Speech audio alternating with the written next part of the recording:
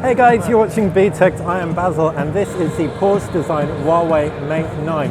1,350 euros.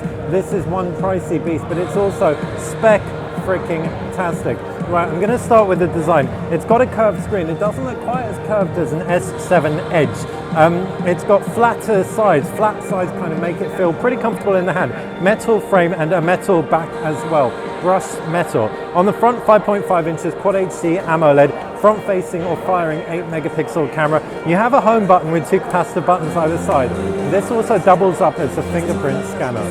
And that means that Huawei has ditched their rear-mounted fingerprint scanner. USB-C at the base. It supports fast charging, 3.5mm jack and a loud speaker. Right-hand side, volume rocker and power button, while to the left, no buttons, but you do have a SIM card and an SD card slot.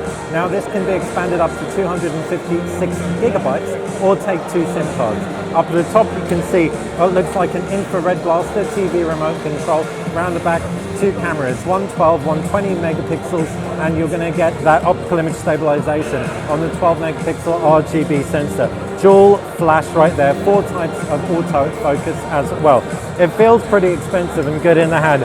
Does it feel 1,350 euro expensive? I'm not too sure just yet. Give me a second. Let's talk about what's inside this thing. Android 7 with EMUI 5 over the top. EMUI 5 brings with it some incredibly welcome improvements. First off, you've got the 2-tier applications tray from the top. Second off, you can actually reintroduce the applications tray as well. There's also something called Apps Twin, so you can have 2 instances of WhatsApp and Facebook, so you can have multiple numbers, multiple accounts, without having to log in and log out of others.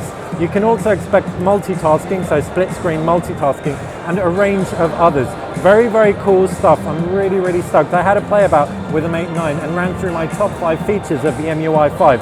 Make sure you check that out.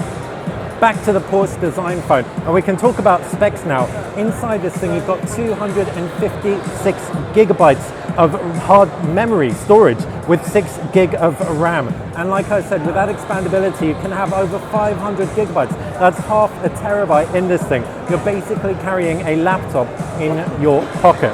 Also got a Kirin 960, which places a heavier focus on graphics than its predecessor, much better GPU. In addition to that, it also gets to know you, better power management and better utility of the onboard memory, so it manages tasks and doesn't start to get sluggish like other phones would potentially. That's what Huawei's saying. We're going to have to live with this thing and the Mate 9 before we test out all of those theories. But wrapping up, 4,000 milliamps of battery. Oh yes, with a 5.5 inch screen, that gives it the best screen to battery ratio in the West. You should be able to pick one up in January if indeed you're willing to put down that 1,350 euros for one. If you like this video, click like. If you've got any questions about it, fire them in the comments section.